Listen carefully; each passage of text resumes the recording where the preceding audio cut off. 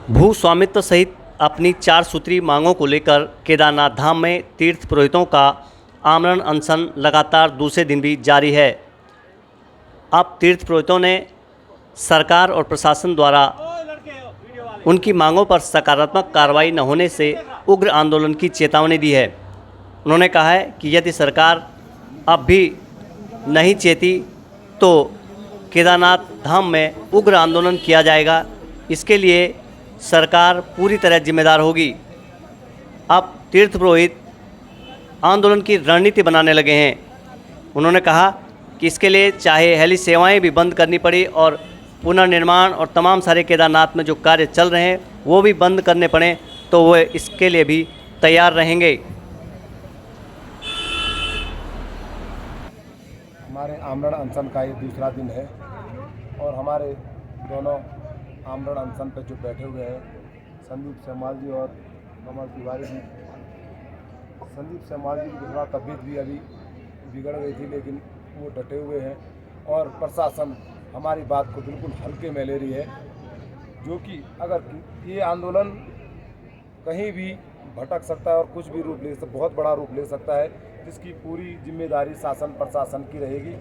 जय बाबा केदार। आज श्री केदारनाथ जी में हमारा जो है 16 तारीख से क्रमिक अनशन चालू हुआ था, जिससे कल से जो है आमरण अनशन में बैठे हुए श्री संदीप सेमाल जी, तमिल त्रिवेदी जी और सरकार यहाँ पे बैठी हुई और हमारे द्वारा चुनी हुई जनप्रतिनिधि वो भी यहाँ पर उपस्थित नहीं हुई, जबकि उसको यहाँ पे उपस्थित होना चाहिए था। और जिनके द्वारा वो यहाँ चुनी गई हुई है वो यहाँ पे उपस्थित होती और यहाँ पर आकर के हमारी समस्याओं का निराकरण करने का सरकार के पास जाकर के उस चीज़ को प्रस्ताव लेकर के जाती कि भाई यहाँ इन लोग हमारे वोटर हैं या हमारे क्षेत्र के लोग हैं, हमारे विधानसभा के लोग हैं और वो केदारनाथ भूमि में आज हम श्री केदारनाथ में 2013 से वास आउट हैं।